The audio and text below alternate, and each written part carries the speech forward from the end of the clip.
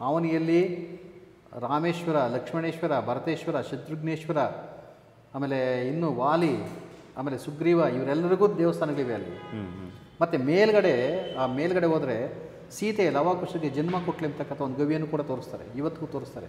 ಅಲ್ಲೊಂದು ದೇವಸ್ಥಾನ ಇದೆ. ಕಿಷ್ಕಿಂದ ಎಂಬತಕ್ಕಂಥ ಒಂದು ಪ್ರದೇಶ ಅಲ್ಲಿ ಇತ್ತು ಎಂಬತಕ್ಕಂಥದ್ದು, ಎಲ್ಲಿ ಹಂಪಿ ಜಾಗದಲ್ಲಿ ಇತ್ತು ಅನ್ನೋದಕ್ಕೆ ನಮಗೆ ಗಂಗಾವತಿ ತಾಲೂಕಿನ ಒಂದು ಶಾಸನದಲ್ಲಿ ಸಿಗುತ್ತೆ. ನಮಗೆ ಗಂಗಾವತಿ ತಾಲೂಕಲ್ಲಿ ಕಿಷ್ಕಿಂದ ಎಂಬತಕ್ಕಂಥದ್ದು 33 ದೇವತೆಗಳ ಒಂದು ಸ್ಥಾನವಾಗಿತ್ತು ಎಂಬತಕ್ಕಂಥ ಒಂದು ಇದು ಸಿಗುತ್ತೆ, ಶಾಸನ ಸಿಗುತ್ತೆ.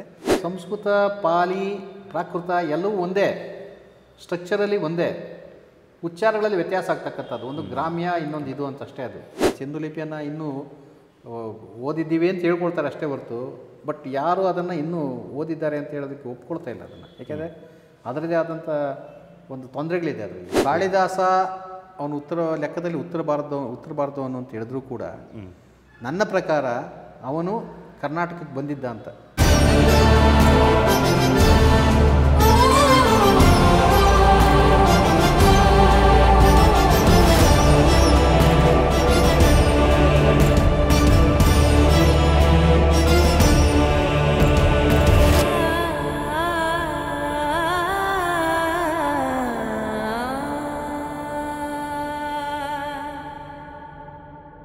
ಸರ್, ಅಂದರೆ ಇನ್ನೊಂದು ಪ್ರಶ್ನೆ ಅದು ಇದರಲ್ಲಿ ಕೇಳಿರೋದಕ್ಕೆ ಉದ್ದೇಶ ಏನಂದರೆ, ಈಗ ನಾವು ಹಂಪಿಗೆ ಹೋದರೆ ಈಗ ಅಲ್ಲಿ ನಮಗೆ ಶಬರಿ ಜಾಗದಿಂದ ಹಿಡಿದು, ವಾಲಿ ಸುಗ್ರೀವನ ಜಾಗದಿಂದ ಹಿಡಿದು, ಹನುಮಂತ ಅಲ್ಲುಟ್ಟಿದ್ದು ಅನ್ನೋದ್ರಿಂದ ಹಿಡಿದು ಒಂದಷ್ಟು ರಾಮಾಯಣಕ್ಕೆ ಪೂರಕವಾದಂಥ ಎಲಿಮೆಂಟ್ಗಳು ತುಂಬ ಹೆಚ್ಚಾಗಿ ಕಾಣಿಸುತ್ತೆ.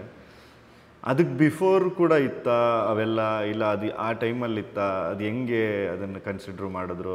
ಹೆಚ್ಚಾಗಿ ಆ ಟೈಮಲ್ಲೇ ಅದು ಹೆಚ್ಚಿಗೆ ಕಾಣಿಸುತ್ತೆ. ಬೇರೆ ಕಡೆ ನಾವು ಇನ್ನು ಯಾವ ರಾಜರುಗಳದ್ದು ನೋಡಿದ್ರು ಬೇರೆ ಒಂದು ಶಿವಂದೋ, ವಿಷ್ಣುದೋ, ಇಲ್ಲ ಜೈನರೋ, ಇಲ್ಲ ಬುದ್ಧರೋ ಇಷ್ಟರಲ್ಲೇ ಓಡಾಡ್ತಾ ಇರುತ್ತೆ. ಬಟ್ ಈ ಆ್ಯಂಗಲ್ಲಿಗೆ ತಿರ್ಕೊಂಡಿದ್ದಕ್ಕೆ ಏನು ಕಾರಣ ಇರ್ಬೋದು ಸರ್? ಇಲ್ಲ, ಆ ಥರದ ಒಂದು ಸ್ಥಳಗಳು ನಮ್ಮಲ್ಲಿ ಬೇಕಾದಷ್ಟಿವೆ. ಕರ್ನಾಟಕ ಒಂದೇ ಅಲ್ಲ, ಇಡೀ ದಕ್ಷಿಣ ಭಾರತದಲ್ಲೇ ಅವರೆಲ್ಲ ರಾಮ, ಸೀತೆ, ಲಕ್ಷ್ಮಣ ಓಡಾಡಿದ ಜಾಗಲಿರ್ಬೋದು, ಇನ್ನೊಂದು ಇರ್ಬೋದು, ಇವೆಲ್ಲ ಇವೆ.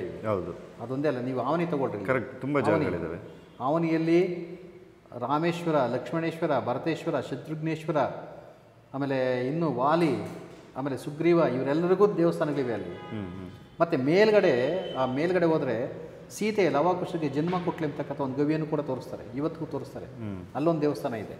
ಸೊ ಈ ಥರದ ಸ್ಥಳಗಳಿವೆಯಲ್ಲ, ಈ ಸ್ಥಳಗಳಿಗೆ ನಾವು ಈ ಒಂದು ಪುರಾಣವನ್ನು ಅಪ್ಲೈ ಮಾಡ್ತೀವಿ ಹೊರತು, ಅಲ್ಲಿಂದ ಇರ್ತಕ್ಕಂಥ ಒಂದು ಇವುಗಳನ್ನು, ಗೆರೆಗಳನ್ನು, ಇತ್ಯಾದಿಗಳನ್ನು ನೋಡಿ ಅಪ್ಲೈ ಮಾಡ್ತೀವಿ ಹೊರತು. ಸೊ ಅದಕ್ಕೆ ಸಂಬಂಧಪಟ್ಟಾಗೆ ನಮಗೆ ಅಷ್ಟು ಪ್ರಾಚೀನತೆ ಸಿಗೋದಿಲ್ಲ. ಬಟ್ ಒಂದಕ್ಕೆ ಮಾತ್ರ ಸಿಗುತ್ತೆ, ಕಿಷ್ಕಿಂದ ಎಂಬತಕ್ಕಂಥ ಒಂದು ಪ್ರದೇಶ ಅಲ್ಲಿ ಇತ್ತು ಎಂಬತಕ್ಕಂಥದ್ದು, ಎಲ್ಲಿ ಹಂಪಿ ಜಾಗದಲ್ಲಿ ಇತ್ತು ಅನ್ನೋದಕ್ಕೆ ನಮಗೆ ಗಂಗಾವತಿ ತಾಲೂಕಿನ ಒಂದು ಶಾಸನದಲ್ಲಿ ಸಿಗುತ್ತೆ. ನಮಗೆ ಗಂಗಾವತಿ ತಾಲೂಕಲ್ಲಿ ಕಿಷ್ಕಿಂದ ಎಂಬತಕ್ಕಂಥದ್ದು 33 ದೇವತೆಗಳ ಒಂದು ಸ್ಥಾನವಾಗಿತ್ತು ಎಂಬತಕ್ಕಂಥ ಒಂದು ಇದು ಸಿಗುತ್ತೆ, ಶಾಸನ ಸಿಗುತ್ತೆ. ಸೊ ಇದು ಬಿಟ್ಟರೆ ನಮಗೆ ಬೇರೆ ಬೇರೆ ಜಾಗಗಳಿಗೂ ಸಿಗ್ಬೋದು ಆ ಥರ ಕಥೆಗಳಷ್ಟೇ. ಅದು ಅಂದರೆ ಒಂದು ಘಟನೆಯನ್ನು ಅನುಸರಿಸಿ ಆ ಥರದ ಒಂದು ಶಾಸನಗಳು ಸೃಷ್ಟಿ ಆಗ್ತವೆ ಅಷ್ಟೇ ಹೊರತು. ಬಟ್ ಅಲ್ಲೊಂದೇ ಕಡೆ ಇದ್ರೆ ಉಳಿದ ಕಡೆನೂ ಹೇಳ್ತಾರೆ ಇದು ನಮ್ಮಲ್ಲಿದ್ದ ಅಂತ. ಅದೇ ಈಗ ನಾವು ಅಂಜನಾದ್ರಿನೇ ಎಲ್ಲ ಸುಮಾರು ಕಡೆ ಕ್ಲೈಮ್ ಮಾಡ್ಕೋತಾರೆ. ಅದೇ ಅವ್ರು ತಿರುಪ್ತಿಯವರು ಹೇಳ್ತಾರೆ ನಮ್ಮಲ್ಲೇ ಹನುಮಂತ ಇಲ್ಲುಟ್ಟಿದ್ದು. ಸೊ ಹೀಗಾಗಿ ಯಾಕೆಂದರೆ ಒಬ್ಬ ಮಹಾಪುರುಷ ಅಂತ ಹೇಳಿದಾಗ, ಪುರಾಣ ಪುರುಷ ಅಂತ ಹೇಳಿದಾಗ, ಆ ಪುರಾಣ ಪುರುಷನನ್ನು ನಾವೆಲ್ಲರೂ ಒಂದು ಆ ದೃಷ್ಟಿಯಲ್ಲಿ ನೋಡೋದು ಸಾಮಾನ್ಯ. ಸೊ ಇವೆಲ್ಲ ಈ ಥರದ ಒಂದು ಕಥೆಗಳು ಎಲ್ಲ ಸ್ಥಳಗಳಲ್ಲೂ ಸೃಷ್ಟಿಯಾಗುತ್ತೆ. ಅದೊಂದು ನೀರಿನ ದೊಣೆ ಇದ್ದರೆ ಈ ರಾಮ ಬಂದು ಬಾಣ ಬಿಟ್ಟ ಅದಕ್ಕೆ ನೀರು ಬಂತು ಅಂತ ಹೇಳ್ತಾರೆ. ಈ ಥರ ಅಂದರೆ ನಾಮಚಿಲ್ಮೆ ಇರ್ಬೋದು, ಇವೆಲ್ಲ. ಅದರಿಂದ ನಾವು ಇವನ್ನ ಒಂದು ಐತಿಹ್ಯಗಳು ಅಥವಾ ನಮ್ಮ ಅಂತ ನಾವು ತಿಳ್ಕೊಂಡು ಸುಮ್ಮನೆ ಆಗಬೇಕು ಅಷ್ಟೇ ಹೊರತು ಇವಕ್ಕೇನು ಐತಿಹಾಸಿಕವಾಗಿ ದಾಖಲೆಗಳೇನು ಇರೋದಿಲ್ಲ. ಅದೇ ಆಗಲೇ ಕೇಳಿದ್ದೆ, ಇದು ಪಾಲಿ ಭಾಷೆ, ಸಂಸ್ಕೃತ ಭಾಷೆ ಅಂತ ಅದನ್ನಾಗಲೇ ಮಾತಾಡಿದ್ವಿ ಸರ್. ಅದು ಪಾಲಿ ಕರೆಕ್ಟು. ನಾನು ಅವಾಗ ಹೇಳುವಾಗ ಸ್ವಲ್ಪ ಇದು ಮಾಡಿದ್ದೆ, ಅದನ್ನು ಒಬ್ರು ಕೇಳಿದ್ದಾರೆ ಪಾಲಿ ಭಾಷೆ ಸಂಸ್ಕೃತ ಭಾಷೆ ಅಂತ ಹೇಳಿ. ಸಂಸ್ಕೃತ ಬೇರೆ, ಸಂಸ್ಕೃತ, ಪಾಲಿ, ಪ್ರಾಕೃತ ಎಲ್ಲವೂ ಒಂದೇ, ಸ್ಟ್ರಕ್ಚರಲ್ಲಿ ಒಂದೇ, ಉಚ್ಚಾರಗಳಲ್ಲಿ ವ್ಯತ್ಯಾಸ ಆಗ್ತಕ್ಕಂಥದ್ದು. ಒಂದು ಗ್ರಾಮ್ಯ, ಇನ್ನೊಂದು ಇದು ಅಂತ ಅಷ್ಟೇ. ಅದು ಈಗ ಹಿಂದಿಯನ್ನೇ ನೀವು ತೆಗೆದುಕೊಂಡೋದ್ರೆ ಉತ್ತರಾಖಂಡದಲ್ಲಿ ಮಾತಾಡ್ತಕ್ಕಂಥ ಹಿಂದಿ ನಿಜ, ಅಥವಾ ನೇಪಾಳದಲ್ಲಿ ಮಾತಾಡ್ಬೋದಾದಂಥ ಹಿಂದಿ, ಮತ್ತು ನಮ್ಮ ಲಾರು ಪ್ರಸಾದ್ ಮಾತಾಡ್ತಕ್ಕಂಥ ಹಿಂದಿಗೆ ಅದು ಭೋಜ್ಪುರಿ, ಇವೆಲ್ಲ ವ್ಯತ್ಯಾಸ ಇರುತ್ತೆ. ಅದು ಪ್ರಾದೇಶಿಕವಾಗಿ ವ್ಯತ್ಯಾಸ ಇರ್ಬೋದು. ಹೀಗೆ ಭಾಷೆಗಳಲ್ಲೂ ಕೂಡ ಪಾಳಿ, ಪ್ರಾಕೃತ, ಸಂಸ್ಕೃತ ಇವುಗಳಲ್ಲಿ ಉಚ್ಚಾರ ಮಾಡೋದ್ರಲ್ಲಿ ವ್ಯತ್ಯಾಸ ಇರುತ್ತೆ. ಒಂದು ನಾಜೂಕಾದಂಥ ಒಂದು ಇದು ಸಂಸ್ಕೃತ ಅಂತ ಇಟ್ಕೊಳ್ಳೋದಾದರೆ, ಸೊ ಇವು ಸ್ವಲ್ಪ ಗ್ರಾಮ್ಯವಾದಂಥ ಒಂದು ಅದೇ ಭಾಷೆಯಲ್ಲಿ ಗ್ರಾಮ್ಯದಲ್ಲಿ ಮಾತಾಡ್ತಕ್ಕಂಥ ಭಾಷೆಗಳು ಅಂತ ಅದಕ್ಕೆ ಈಗ ನಮ್ಮಲ್ಲಿ ಕುಂದಾಪುರ ಕನ್ನಡ ಇದೆಯಲ್ಲ ಆ ಥರ ಆ ಥರ ಅದು ಕನ್ನಡನೇ ಆದರೂ ನಮ್ಗೆ ಅರ್ಥ ಆಗೋದೇ ಆಗೋದಿಲ್ಲ ಅವು ಕೆಲವು ಸಾರಿ ಉಚ್ಚಾರಣೆ ವ್ಯತ್ಯಾಸ ಇರುತ್ತೆ ಆ ಥರ. ಸರ್ ಇನ್ನೊಬ್ರು ಯಾರೋ ಈ ಸೈಂಧವ ಭಾಷೆಯಿಂದಲೇ ಬ್ರಾಹ್ಮಿ ಮತ್ತು ಕರೋಷ್ಟಿ ಹುಟ್ಟಿತು ಅಂತಾರೆ ಅಂತ ಏನು ಹೇಳಿ? ಇಲ್ಲ, ಇನ್ನು ಸಿಂಧು ಲಿಪಿಯನ್ನು ಓದೋದಕ್ಕೆ ಸಾಧ್ಯವಾಗಲಿಲ್ಲ. ಈ ಸಿಂಧು ಲಿಪಿಯನ್ನು ಇನ್ನೂ ಓದಿದ್ದೀವಿ ಅಂತ ಹೇಳ್ಕೊಳ್ತಾರೆ ಅಷ್ಟೇ ಹೊರತು, ಬಟ್ ಯಾರು ಅದನ್ನು ಇನ್ನೂ ಓದಿದ್ದಾರೆ ಅಂತ ಹೇಳೋದಕ್ಕೆ ಒಪ್ಕೊಳ್ತಾ ಇಲ್ಲ ಅದನ್ನು. ಯಾಕೆಂದರೆ ಅದರದೇ ಆದಂಥ ಒಂದು ತೊಂದರೆಗಳಿದೆ ಅದರಲ್ಲಿ. ನಮಗೆ ಶಾಸನಗಳಲ್ಲಿ ಒಂದು ಬಿಲ್ಲೆಗಳೆಲ್ಲ ಅಷ್ಟೇ ಸಿಕ್ಕಿವೆ. ಆ ಬಿಲ್ಲೆಗಳಿಗೆ ಮಧ್ಯದಲ್ಲಿ ಇರ್ತಕ್ಕಂಥ ಒಂದು ಕೊಂಡಿ ನಮಗೆ ಸಿಗ್ತಾ ಇಲ್ಲ. ಈ ಲಿಪಿಗಳಿಗೆ ಆ ಲಿಪಿಗಳಿಗೆ ಇರ್ಬೋದಾದಂಥ ಒಂದು ಕೊಂಡಿ ನಮ್ಗೆ ಇವತ್ತಿಗೂ ಸಿಗಲಿಲ್ಲ. ಹೀಗಾಗಿ ತಮಿಳು ಅದು ಯಾರೋ ಆರಂಭದ ಒಂದು ವಿದ್ವಾಂಸರು ಜಾನ್ ಮಾರ್ಷಲ್ ಅವರೆಲ್ಲ ತಮಿಳು ಅಂತ ಹೇಳ್ಬಿಟ್ರು. ತಮಿಳ್ನವ್ರು ಅದನ್ನೇ ಹಿಡ್ಕೊಂಡು ತಮಿಳು ಅಂತ ಹೇಳ್ಕೊಂಡು ಹೋಗ್ತಾರೆ. ಮತ್ತು ಇನ್ಯಾರೋ ಬಂದು ಅದು ಎಲ್ಲ ಸಂಸ್ಕೃತ ಅಂತ ಹೇಳೋಕ್ಕೆ ಶುರು ಮಾಡಿದ್ದಾರೆ.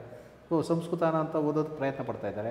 ಹೀಗಾಗಿ ನಮಗೆ ಒಂದು ಕೊಂಡಿ ಸಿಗೋವರೆಗೆ, ಇನ್ನೊಂದು ಕೊಂಡಿ ಸಿಗೋವರೆಗೆ, ಅಥವಾ ದ್ವಿಭಾಷಾ ಮುದ್ರಿಕೆ ಸಿಗೋವರೆಗೆ, ಎರಡು ಭಾಷೆಗಳಲ್ಲಿ ಒಂದೇ ಫಲಕದ ಮೇಲೆ ಬರೆದಿದ್ದರೆ ಒಂದೇ ಹೆಸರನ್ನು, ಆವಾಗ ನಾವು ಒಪ್ಕೊಳ್ಬೋದು. ಈಗ ಈಜಿಪ್ಟಲ್ಲಿ ನಮಗೆ ತ್ರಿಭಾಷಾ ಶಾಸನ ಸಿಕ್ಕಿವೆ, ಬೇರೆ ಬೇರೆ ಕಡೆಗಳಲ್ಲಿ ದ್ವಿಭಾಷಾ ನಾಣ್ಯಗಳು ಸಿಕ್ಕಿವೆ, ನಾಣ್ಯಗಳೆಲ್ಲ ಸಿಕ್ಕಿವೆ ನಮಗೆ ನಮ್ಮ ಇಂಡಿಯಾದಲ್ಲೇ.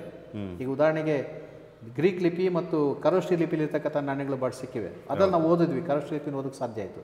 ಹಾಗೆ ಬ್ರಾಹ್ಮಿ ಲಿಪಿ ಮತ್ತು ಗ್ರೀಕ್ ಲಿಪಿಲಿರ್ತಕ್ಕಂಥ ನಾಣ್ಯಗಳು ಸಿಕ್ಕಿವೆ. ಆ ಗ್ರೀಕ್ ಲಿಪಿಯ ಹೆಸರನ್ನ ಇಟ್ಕೊಂಡು ಅದನ್ನು ಬ್ರಾಹ್ಮಿ ಲಿಪಿಯಲ್ಲಿ ಏನು ಬರೆದಿರ್ಬೋದು ಅಂತ ಓದೋಕ್ಕೆ ಶುರು ಮಾಡಿದ್ವಿ ನಾವು. ಸೊ ಇವೆಲ್ಲ ಇದಾಗಿದೆ. ಈ ತೊಂದರೆ, ಈ ಥರದ ಒಂದು ಅನುಕೂಲ ಇದಕ್ಕಿಲ್ಲ.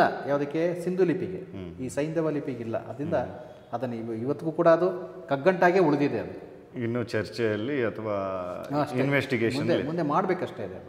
ಅದು ಇದನ್ನಾಗಲೇ ಬರವಣಿಗೆಯ ಮೊದಲ ಪ್ರತಿಗಳು ಸಿಕ್ಕಿರೋದು ರಾಮಾಯಣ ಮಹಾಭಾರತದ ಯಾವ ಭಾಷೆಯಲ್ಲಿ ಅಂತ ಅದು ಗೊತ್ತಿಲ್ಲ. ಆಯಾ ಪ್ರಾಂತೀಯ ಭಾಷೆಗಳಲ್ಲಿ ಅವ್ರವ್ರ ಭಾಷೆಯಲ್ಲಿ ಇರುತ್ತೆ. ಆಯಾ ಲಿಪಿಗಳಲ್ಲಿ, ಆಯಾ ಪ್ರಾಂತೀಯ ಲಿಪಿಗಳಲ್ಲಿ ಇರ್ತವೆ ಅಷ್ಟೇ ಅವು. ಇನ್ನೊಂದು ಪ್ರಶ್ನೆ ಕೇಳಿದರೆ, ಸುಮಾರು ಈ ಥರ ನಾವು ಕೃತಿಗಳ ಬಗ್ಗೆ ಮಾತನಾಡುವಾಗ ಮೂಲ ಕೃತಿಗಳೇ ಸಿಗದಿದ್ದಾಗ ಅದನ್ನ ಇವರೇ ಬರೆದಿದ್ದು ಅನ್ನೋದನ್ನು ಯಾವ ರೀತಿ ಡಿಸೈಡ್ ಮಾಡ್ತಾರೆ? ಇಲ್ಲ ಇದನ್ನು ಪಂಪ ಬರೆದಿದ್ದು ಅಂತ ಆಗಲಿ, ಕುಮಾರವ್ಯಾಸ ಬರೆದಿದ್ದಾಗ ಅಂತ ಮೂಲ ಕೃತಿನೇ ಇಲ್ಲದೆ ಅದನ್ನು ಹೆಂಗೆ ಹೇಳ್ತಾರೆ ಅಂತ ಕೇಳಿದ್ದಾರೆ.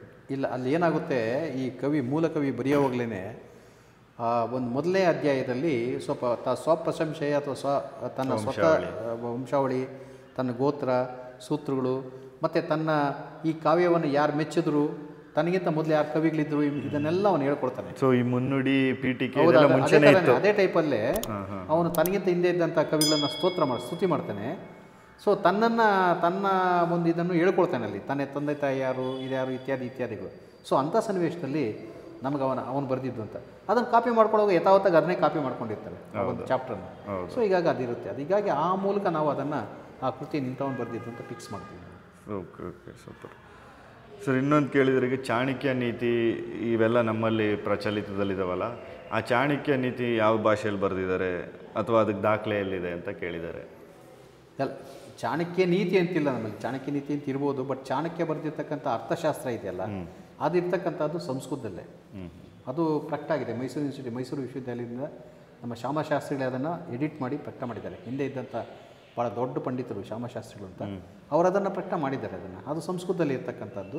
ಅದು ನಿಮಗೆ ಸಿಗುತ್ತೆ, ಅವೈಲಬಲ್ ರೀ. ಯಾವುದಾದ್ರು ದೊಡ್ಡ ಲೈಬ್ರರಿಗಳಿಗೆ ಹೋದರೆ ನಿಮ್ಗೆ ಅದು ಸಿಗುತ್ತೆ. ಅದು ಪಾರ್ಟ್ ಬೈ ಪಾರ್ಟು ಸಿಗುತ್ತೆ ನಿಮಗೆ, ಫುಲ್ಲಾಗಿ ಸಿಗುತ್ತೆ. ಮತ್ತು ಅದರ ಹಸ್ತಪ್ರತಿ ಕೂಡ ಇದರಲ್ಲಿದೆ, ನಮ್ಮ ಮೈಸೂರು ಓರಿಯೆಂಟಲ್ ಲೈಬ್ರರಿಯಲ್ಲಿ ಇದೆ. ಅದರ ಹಸ್ತಪ್ರತಿ ಕೂಡ ನೀವು ನೋಡ್ಬೋದು. ಅದನ್ನು ಇತ್ತೀಚೆಗೆ ಮಿಥಿಕ್ಸ್ ಸೊಸೈಟಿಯವರು ಸ್ಕ್ಯಾನ್ ಮಾಡಿದ್ದಾರೆ ಅದನ್ನು, ಆ ಒಂದು ಹಸ್ತಪ್ರತಿಯನ್ನು. ಅದು ಕೂಡ ನಾಗರಿ ಲಿಪಿಯಲ್ಲಿ ಇರ್ತಕ್ಕಂಥದ್ದು. ಅದನ್ನು ಇದು ಸಂಸ್ಕೃತ ಭಾಷೆಯಲ್ಲಿ ಇರ್ತಕ್ಕಂಥದ್ದು. ಒಂದು ಚಾಣಕ್ಯನ ಒಂದು ಅರ್ಥಶಾಸ್ತ್ರ. ಅದನ್ನೇ ಅದರಲ್ಲೇ ಕೆಲವು ಭಾಗಗಳನ್ನು ತೆಗೆದು ಚಾಣಕ್ಯ ನೀತಿ ಅಂತ ಕೊಡ್ತಕ್ಕಂಥದ್ದು. ಅಷ್ಟೇ, ಅದರಲ್ಲಿ ಕೆಲವು ಭಾಗಗಳನ್ನು ತೆಗೆದುಕೊಂಡು ಚಾಣಕ್ಯ ನೀತಿ ಅಂತ ಕೊಡ್ತಕ್ಕಂಥದ್ದು. ಚಾಣಕ್ಯ ನೀತಿ ಹಾಗಾದರೆ ಸಂಸ್ಕೃತ ಭಾಷೆಯಲ್ಲಿರೋ ಇದೆ, ಜೊತೆಗೆ ನಾಗರಿಯಲ್ಲಿ ಬರೆದಿರೋದು ಮುಂಚೆ. ಅಷ್ಟು ಮೊದಲೇ ಅವ್ನು ನಾಗರಿಯಲ್ಲೇ ಬರೀಬೇಕು. ಅವ್ನು ಪೆಶಾವರ್ದವನು. ಅವನು ಚಾಣಕ್ಯ ಪೆಶಾವರ, ಪುರುಷಪುರ ಅಂತ ಏನಿತ್ತು ಹಿಂದೆ, ಆ ಪುರುಷಪುರವೇ ಪೆಶಾವರ್. ಅದು ಇವತ್ತು ಇದರಲ್ಲಿದೆ, ಯಾವುದರಲ್ಲಿ? ಪಾಕಿಸ್ತಾನದಲ್ಲಿದೆ. ಸೊ ಒಂದು ಕಾಲಕ್ಕೆ ಅದೆಲ್ಲ ಭಾರತದ ಭಾಗವಾಗಿದ್ದಾಗ ಅಲ್ಲಿ ಅವನು ಬರೆದು ಅದನ್ನು ತಂದೆ, ಆವಾಗ ಅವನು ಸಂಸ್ಕೃತದಲ್ಲೇ ಬರೆದಿರ್ತಾನೆ. ಆ ಕಾಲಕ್ಕೆ ಬಳಕೆಯಲ್ಲಿದ್ದಂಥ ಲಿಪಿನೇ ಅವನು ಬರೆದಿರ್ತಾನೆ. ಆ ಕಾಲಕ್ಕೆ ಯಾವ ಲಿಪಿ, ಬ್ರಾಹ್ಮಿ ಲಿಪಿಯ ಸಂಸ್ಕೃತಿಯ ಲಿಪಿ ಇತ್ತೋ ಅದರ ಲಿಪಿನ ಅವನು ಬರೆದಿರ್ತಾನೆ ಅದು. ಸೊ ಹೀಗಾಗಿ ಅದು ಸಂಸ್ಕೃತ ಭಾಷೆಯಲ್ಲೇ ಇರ್ತಕ್ಕಂಥದ್ದು, ಇವತ್ತಿಗೂ ಸಂಸ್ಕೃತ ಭಾಷೆಯಲ್ಲೇ ಇರ್ತಕ್ಕಂಥದ್ದು. ಅದು ಕನ್ನಡಕ್ಕೂ ಆಗಿದೆ ಮತ್ತು ಇಂಗ್ಲೀಷ್ಗೂ ಟ್ರಾನ್ಸ್ಲೇಷನ್ ಆಗಿದೆ. ಸೊ ನೀವು ಅದನ್ನು ಟೆಕ್ಸ್ಟನ್ನು ಓದ್ಬೋದು. ಈ ಆ ಚಾಣಕ್ಯಗಿದ್ದಂಥ ಇನ್ನೊಂದು ಹೆಸರೇ ಕೌಟಿಲ್ಯ ಅಲ್ವಾ? ಕೌಟಿಲ್ಯನ ಅರ್ಥಶಾಸ್ತ್ರ ಅಂತ ಹೇಳ್ತೀವಿ, ಅವನೇ ಚಾಣಕ್ಯ ಅಂತಲೂ ಹೇಳ್ತಾರೆ. ಅದ್ರ ಬಗ್ಗೆ ಸಂಸ್ಕೃತ ವ್ಯಾಕರಣ, ಸಂಸ್ಕೃತ ಕವಿಚರಿತ್ರೆಯಲ್ಲಿ ಇನ್ನೂ ಡೀಟೇಲ್ಸ್ ಸಿಗುತ್ತೆ, ನೋಡೋದಕ್ಕೆ ಹೇಳಿ. ನಮಗೆ ಬಂದೆ ಒಳ್ಳೆ ಕನ್ನಡದಲ್ಲೇ ಬಂದಿದೆ, ಸಂಸ್ಕೃತ ಸಾಹಿತ್ಯ ಚರಿತ್ರೆ ಅಂತಲೇ ಒಂದು ಭಾಳ ಚೆನ್ನಾಗಿ ಬಂದಿದೆ ಒಂದು ಪುಸ್ತಕ. ಹೌದು, ದೊಡ್ಡ ಪುಸ್ತಕ ಬಂದಿದೆ, ಅದನ್ನು ನೋಡದೆ ಡೀಟೇಲ್ಸ್ ಸಿಗುತ್ತೆ ಅದರಲ್ಲಿ. ಸರ್, ಈ ಕಾಳಿದಾಸನ ಬಗ್ಗೆ ನಾವು ತುಂಬ ಕೇಳ್ತೀವಲ್ಲ ಸರ್, ದೇಶ ಕಂಡ ಅತ್ಯದ್ಭುತವಾದ ಕವಿ ಅಂತ. ಅವರು ಎಲ್ಲಿಯವರು ಸರ್ ಕಾಳಿದಾಸ? ಅದು ಕಾಳಿದಾಸ ಅವನು ಲೆಕ್ಕದಲ್ಲಿ ಉತ್ತರ ಭಾರತವನು ಅಂತ ಹೇಳಿದ್ರು ಕೂಡ ನನ್ನ ಪ್ರಕಾರ ಅವನು ಕರ್ನಾಟಕಕ್ಕೆ ಬಂದಿದ್ದ ಅಂತ. ಬಹುಶಃ ಕಾಕೋತ್ಸವರ್ಮನ ಕಾಲಕ್ಕೆ ಅಥವಾ ಕದಂಬರ ಕಾಲಕ್ಕೆ ಅವನು ದಕ್ಷಿಣ ಭಾರತಕ್ಕೆ ನಮ್ಮ ಇದು ಬನವಾಸಿ ಬಂದಿದ್ದ ಎಂಬತಕ್ಕಂಥದ್ದನ್ನು ಅನುಮಾನ ನಮಗೆ. ಏಕೆಂದರೆ ಅವನ ಅನೇಕ ವರ್ಣನೆಗಳಲ್ಲಿ ಈ ಒಂದು ಪ್ರದೇಶದ ಒಂದು ಮೇಘ ದೂತ ಇದೆಯಲ್ಲ, ಮೇಘದೂತದಲ್ಲಿ ಅವನು ವರ್ಣನೆ ಕೊಡ್ತಕ್ಕಂಥ ಸನ್ನಿವೇಶ, ಮೇಘಲಿಂಗಿ ಈ ಕಡೆಯಿಂದ ಈ ಕಡೆ ಹಿಂಗೆ ದೊಯ್ತು ಅಂತಕ್ಕಂಥ ಒಂದು ಇದು ಕೊಡ್ತಾನೆ ಅವನು ಒಂದು. ಮತ್ತು ಆ ಭಾಷೆ ಇದೆಯಲ್ಲ, ತಾಳಗುಂದ ಶಾಸನದ ಭಾಷೆ ಅಷ್ಟು ಪ್ರೌಢವಾದಂಥ ಒಂದು ಸಂಸ್ಕೃತ ಬರಬೇಕಾದ್ರೆ, ಮತ್ತು ಬಹುಶಃ ಈ ಕಾಲಕ್ಕೆ ಅವನು ಬಂದಿರಬೇಕು ಇಲ್ಲಿಗೆ. ಮತ್ತು ಕುಂತಳೇಶ್ವರ ದೌತ್ಯ ಅಂತಕ್ಕಂಥ ಕೃತಿ ಅವನ ಹೆಸರಲ್ಲಿದೆ. ಅದು ಕುಂತಳೇಶ್ವರ ದೌತ್ಯ ಎಂಬತಕ್ಕಂಥ ಕೃತಿ. ಕುಂತಳ ಎಂಬತಕ್ಕಂಥ ನಾಡು ನಮ್ಮ ಉತ್ತರ ಕರ್ನಾಟಕ, ಅಂದರೆ ಈಗಿನ ಶಿವಮೊಗ್ಗ, ಚಿತ್ರದುರ್ಗ ಮತ್ತು ಉತ್ತರ ಕನ್ನಡ ಜಿಲ್ಲೆ, ಇದೇ ಕುಂತಳ ದೇಶ. ಅಲ್ಲಿಗೆ ಕುಂತಳೇಶ್ವರ ದೌತ್ಯ ಎಂಬತಕ್ಕಂಥ ಒಂದು ಕೃತಿಯನ್ನು ಅವನು ಬರೆದಿದ್ದಾನೆ ಅನ್ನೋದಾದರೆ ಬಹುಶಃ ಅವನು ಈ ಕಡೆ ಬಂದಿರ್ಬೋದು, ಹೇಳೋಕ್ಕಾಗೋದಿಲ್ಲ ಅವನಿಗೆ. ಅದರಿಂದ ಬಹುಶಃ ಅದಕ್ಕೆ, ಯಾಕೆಂದರೆ ನಮಗೆ ಕರ್ನಾಟಕದಲ್ಲೇ ಅವನು ಉಲ್ಲೇಖ ಯಾಕೆ ಬರುತ್ತೆ ಅಂದರೆ ಇದೇ ಕಾರಣಕ್ಕೂ ತುಂಬ ನಮ್ಮಲ್ಲಿ ಯಥೇಚ್ಛವಾಗಿ ಬರೋದ್ರಿಂದ ಬಹುಶಃ ಅವನು ಇಲ್ಲಿ ಬಂದಿದ್ದರಿಂದನೇ ಆ ನೆನಪು ಜನಗಳಿಗಿತ್ತು ಅನಿಸುತ್ತೆ. ಬಹುಶಃ ಅವನನ್ನು ನಮ್ಮ ಪುಲಿಕೇಶಿ ಶಾಸ್ತ್ರದಲ್ಲಿ ನೆನೆಸ್ಕೊಳ್ಳೋದಕ್ಕೆ ಅದು ಕಾರಣ. ಆಲ್ರೆಡಿ ಅಷ್ಟೊಂದು ಪ್ರಸಿದ್ಧನಾಗ್ಬಿಟ್ಟಿದ್ದ ಅವನು. ಅದರಿಂದ ಬಹುಶಃ ಕರ್ನಾಟಕಕ್ಕೆ ಸಂಬಂಧ ಇದ್ದಿರ್ಬೋದು ಅವನು, ಆದರೆ ಕರ್ನಾಟಕದವನು ಅಲ್ಲ ಅವನು ಉತ್ತರ ಭಾರತದವನು ಅನ್ನೋದು ಅವನು ಜನಿತವಾದಂಥ ಕಥೆಗಳಿಂದ ನಾವು ಹೇಳ್ಬೇಕಷ್ಟೇ ಹೊತ್ತು. ವಾಸ್ತವಾಗ ಅವನು ಹುಟ್ಟೂರು ಯಾವುದೋ ಏನೋ ಗೊತ್ತಿಲ್ಲ ನಮ್ಗೆ, ಅದು ಸ್ಪಷ್ಟವಾಗಿ ಹೇಳಿಲ್ಲ ಅವನು. ಅದು ಅವರು ಉತ್ತರದವರು ಯಾರು ಕೂಡ ಅದ್ರ ಮೇಲೆ ದಾಖಲೆ ಮಾಡಿ ಇಟ್ಕೊಂಡಿಲ್ಲ. ಇರ್ಬೋದೇನೋ, ಅದು ನಾನು ಅದ್ರ ಬಗ್ಗೆ ಅವರ ಸಂಸ್ಕೃತ ಸಾಹಿತ್ಯದ ಬಗ್ಗೆ ಅಷ್ಟು ಅಧ್ಯಯನ ಮಾಡಿಲ್ಲ ನಾನು. ಸರ್, ಇನ್ನೊಂದು ಕೊನೆ ಪ್ರಶ್ನೆ ಕೇಳಿರೋದೇನೆಂದರೆ, ಈ ಶಾಸನಗಳಲ್ಲಿ ಇರೋದೆಲ್ಲ ಇದೇ ನಿಜ ಅಂತ ಹೆಂಗೆ ಹೇಳ್ತೀರಾ? ಒಬ್ಬೊಬ್ಬರು ಒಂದೊಂದು ಹೇಳ್ತಾರೆ ಅಂತ ಕೇಳಿದ್ದಾರೆ. ಶಾಸನಗಳಲ್ಲಿ ಸಾಮಾನ್ಯವಾಗಿ ನಾವೇನು ಮಾಡ್ತೀವಿ, ಎಕ್ಸಾಗ್ರೇಷನ್ಸ್ ಇರುತ್ತೆ ಕೆಲವು ಕಡೆಗಳಲ್ಲಿ. ಈಗ ಒಬ್ಬ ರಾಜನ ಬಗ್ಗೆ ಬರೀತಕ್ಕಂಥ ಸನ್ನಿವೇಶದಲ್ಲಿ ಒಂದಷ್ಟು ಎಕ್ಸಾಗ್ರೇಷನ್ ಒಂದಷ್ಟು ಇರುತ್ತೆ ಅಂತೇಳಿ ಇಟ್ಕೊಂಡ್ರೆ, ಆ ಎಕ್ಸಾಗ್ರೇಷನ್ ತೆಗೆದ್ರೆ ಒಂದು ಸ್ಕೆಲಿಟನ್ ಅಂತೂ ಸಿಗುತ್ತೆ, ಕಂಟೆಂಟ್, ಒಂದು ಅಸ್ಥಿಪಂಜರ ಸಿಗುತ್ತೆ. ಅಸ್ಥಿಪಂಜರನ ಬಳಸ್ಕೊಳ್ಬೋದು ನಾವು. ಎರಡನೇದು, ಮೇಯ್ನ್ ಭಾಗ ನಾವು ನೋಡೋಕ್ಕೆ ಹೋಗೋದಿಲ್ಲ ಇವ್ರು ಯಾರು, ಶಾಸನ ಓದೋರು ಯಾರು ಎಲ್ಲರೂ ಸಾಂಸ್ಕೃತಿಕ ಭಾಗ ಇದೆಯಲ್ಲ, ಅದು ನಿಜ ಆಗಿರುತ್ತೆ. ಅಲ್ಲಿ ಯಾವುದೇ ಒಂದು ಎಕ್ಸಾಗ್ರೇಷನ್ ಇರೋದಿಲ್ಲ. ಈಗ ಒಂದು ದೇವಸ್ಥಾನ ಕಟ್ಟಿಸ್ತಾ ಇವನು ಎಂಬತಕ್ಕಂಥದ್ದು ಇರ್ಬೋದು, ದೇವಸ್ಥಾನಕ್ಕೆ ಇಷ್ಟು ಭೂಮಿ ಕೊಟ್ಟ ಎಂಬತಕ್ಕಂಥದ್ದು, ಇಷ್ಟು ದಾನಗಳನ್ನು ಕೊಟ್ಟ ಎಂಬತಕ್ಕಂಥದ್ದು, ಮತ್ತು ದಾನ ಕೊಟ್ಟಾಗಿದ್ದಂಥ ಜನಗಳ ಹೆಸರೆಲ್ಲ ಅಲ್ಲಿ ಉಲ್ಲೇಖಿಸ್ತಾ ಹೋಗ್ತಾನೆ. ಸೊ ಅದು ನೈಜವಾಗಿರುತ್ತೆ ಅದು ಆ ಭಾಗ. ನೀವು ಎಲ್ಲಿ ಸ್ವಲ್ಪ ಎಕ್ಸಾಗ್ರೇಷನ್ ಅಂದರೆ ರಾಜನ ವರ್ಣನೆ, ರಾಜನಿಗೆ ಸಂಬಂಧಪಟ್ಟಂತೆ ಒಂದು ಇದು ಬರೋವಾಗ ಅಂಥ ಕಡೆ ಅಷ್ಟೇ ನಾವು ಅಲ್ಲಿ ಅವನ ವಂಶದ ವರ್ಣನೆ ಇರ್ಬೋದು, ಇವೆಲ್ಲ ಎಕ್ಸಾಗ್ರೇಷನ್ ಇರ್ಬೋದು. ಇವತ್ತು ಕೂಡ ನಾವು ಅನೇಕರ ಜೀವನ ಚರಿತ್ರೆ ಬರೀತಾರಲ್ಲ, ಈಗ ಇಂದಿರಾ ಗಾಂಧಿ ಚರಿತ್ರೆ ಇರ್ಬೋದು ಅಥವಾ ಬೇರೆ ಬೇರೆ ಚರಿತ್ರೆ ಇರ್ಬೋದು, ನಾಳೆ ನರೇಂದ್ರ ಮೋದಿಯವ್ರದ್ದು ಬರೀಬೋದು. ಅವಾಗ ಏನು ಎಕ್ಸಾಗ್ರೇಷನ್ ಇರೋದಿಲ್ವಾ? ಇದ್ದೇ ಇರುತ್ತೆ, ಒಂದು 10% ಇದ್ದೇ ಇರುತ್ತೆ. ನಾವು ಯಾರನ್ನ ಹೊಗಳುತ್ತೀವಿ ಅನ್ನೋದೇ ಎಕ್ಸಾಜರೇಷನ್ ಅಲ್ವಾ ಸರ್? ಅಷ್ಟೇ, ಅದನ್ನು ತೆಗೆದುಬಿಟ್ರೆ ಅವು ನಿಜವಾದ ಸಿಗುತ್ತೆ ಅಷ್ಟೇ. ಅಷ್ಟೇ ಇದೆ, ಇನ್ನೇನಿಲ್ಲ. ಅದು ಶಾಸ್ತ್ರಗಳನ್ನು ಸಂಪೂರ್ಣವಾಗಿ ಯಥಾವತ್ತಾಗಿ ನೀವು ತೆಗೆದುಕೊಳ್ಳಿ ಅಂತ ಹೇಳೋದಕ್ಕಿಂತಲೂ, ಬಟ್ ಅದನ್ನು ಎಲ್ಲಿ ನಾವು ಎಷ್ಟು ಕಟ್ ಮಾಡಬೇಕು, ಎಲ್ಲಿ ಅದನ್ನು ಪೂರ್ತಿ ತಗೊಳ್ಬೇಕು ಅಂತ ಮಾಡಿದ್ರೆ ಅದು ನಮಗೆ ನಿಜಾಂಶ ಸಿಗುತ್ತೆ. ಅದು ಬಟ್ ಎಲ್ಲ ಪಾರ್ಟು ಎಕ್ಸಾಗ್ರೇಷನ್ ಇರೋದಿಲ್ಲ ಶಾಸನಗಳಲ್ಲಿ. ಅದಕ್ಕೆ ಅವು ರಿಲೇಯಬಲ್ ಅವು ಶಾಸನಗಳು. ಮತ್ತು ಹೊರಗಡೆ ಹಾಕಿರ್ತಾರೆ ಅವನು, ಎಲ್ಲ ಬೀದಿಲೇ ಇರುತ್ತೆ, ಅದು ಯಾರು ಬೇಕಾದ್ರೂ ಅದನ್ನು ಓದ್ಬೋದು. ಕಳತನದಲ್ಲಿ ಬರೆದಿರೋದಿಲ್ಲ ಶಿಲಾಶಾಸನ. ಹೌದೌದು, ಎಲ್ಲೋ ಅರಮನೆ ಒಳಗೆ ಇಟ್ಕೊಂಡಿರೋದಲ್ಲ, ಅರಮನೆ ಒಳಗೆ ಇಟ್ಕೊಂಡಿರೋದಿಲ್ಲ, ಒಳಗಡೆ ಪೆಟ್ಟಿಯಲ್ಲಿ ಇರೋದಿಲ್ಲ, ದೇವಸ್ಥಾನ ಮುಂದೆ ಇರುತ್ತೆ, ಯಾರು ಬೇಕಾದ್ರೂ ಅದನ್ನು ಓದ್ಬೋದು, ಯಾರು ಬೇಕಾದ್ರೂ ಇದು ಮಾಡ್ಬೋದು. ಅದರಿಂದ ಸುಳ್ಳು ಬರೆಯೋಕ್ಕಂತೂ ಆಗೋದಿಲ್ಲ ಅಲ್ಲಿ. ಕರೆಕ್ಟ್. ಅದರಿಂದ ಅಷ್ಟು ಮಟ್ಟಿಗೆ ಅದು ನಿಜಾಂಶವನ್ನು ಪಡೆದಿರುತ್ತೆ. Thank you so much sir, ನಮ್ಮ ಜೊತೆಗೆ ನಿಮ್ಮ ಅಮೂಲ್ಯವಾದ ಸಮಯ ಕೊಟ್ಟಿದ್ದಕ್ಕೆ. ತುಂಬ ವ್ಯಾಲ್ಯೂಯಬಲ್ ಇತಿಹಾಸನ ಹೇಳಿದ್ದೀರಾ ಕನ್ನಡದ. ಅಂದರೆ ದಾಖಲೆ ಮೂಲಕ ಇರುವಂಥ ಇತಿಹಾಸನ ಅಷ್ಟೇ ಮಾತಾಡಿದ್ದೀವಿ ಅಂತ ಅಂದ್ಕೊಳ್ತೀವಿ. ನಿಜವಾಗ್ಲೂ ತುಂಬ ಖುಷಿಯಾಯಿತು. ತುಂಬ ಥ್ಯಾಂಕ್ಸ್ ಸರ್, ನಮಗೆ ಸಮಯ ಕೊಟ್ಟಿದ್ದಕ್ಕೆ. ಇಲ್ಲ, ನನಗೂ ಕೂಡ ಈ ಕತೆಗಳನ್ನು ನಾನು ಬಿಟ್ಟಿದ್ದೀನಿ, ಕತೆಗಳಿಗೆ ನಾನು ಹೋಗೋದಿಲ್ಲ. ಆದರೆ ನೀವು ಹೇಳಿದಾಗೆ ಯಾವುದು ಆಧಾರ ಇದೆ ಆಧಾರ ಸಹಿತವಾಗಿ ನಾನು ಸ್ವಲ್ಪ ಮಾತಾಡೋಕ್ಕೆ ಪ್ರಯತ್ನ ಪಟ್ಟಿದ್ದೀನಿ. ಇದರಲ್ಲಿ ಏನಾದರೂ ಲೋಪದೋಷಗಳಿದ್ದರೆ ಅದನ್ನು ತಿದ್ದುಕೊಳ್ಬೋದು, ಏನಾದೇನಕ್ಕೆ ಅಷ್ಟೇ ಅಲ್ಲ. ಅದು ನೇರವಾಗಿ ಯಾರು ಬೇಕಾದ್ರೂ ಫೋನ್ ಮಾಡಿ ಕ್ಲಾರಿಫಿಕೇಷನ್ ತೊಗೊಳ್ಬೋದು. ನನ್ನ ಫೋನ್ ನಂಬರ್ ಬೇಕಾದ್ರೂ ಕೊಟ್ಟಿರ್ತೀನಿ.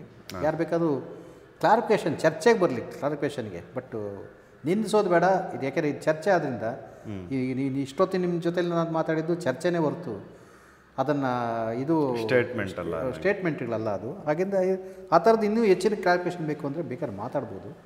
ಅದು ಅವರಿಗೆಲ್ಲ ಮುಕ್ತವಾದಂಥ ಒಂದು ಇದಿರುತ್ತೆ. ಹೌದು. ಸೊ ಅದಕ್ಕೆ ನಾನು ಅವಕಾಶ ಕೊಡ್ತೀನಿ. ಯಾಕೆಂದರೆ ನಾನು ಒಬ್ಬ ಅಧ್ಯಾಪಕನಾಗಿ, ಶಾಸನ ಅಧ್ಯಯನಾಸಕ್ತನಾಗಿ, ಸೊ ಎಲ್ಲರ ಒಂದು ಇದನ್ನು ನಾನು ಎಲ್ರಿಗೂ ನಾನು ಹೇಳ್ಬೇಕಾದ ನನ್ನ ಕರ್ತವ್ಯ.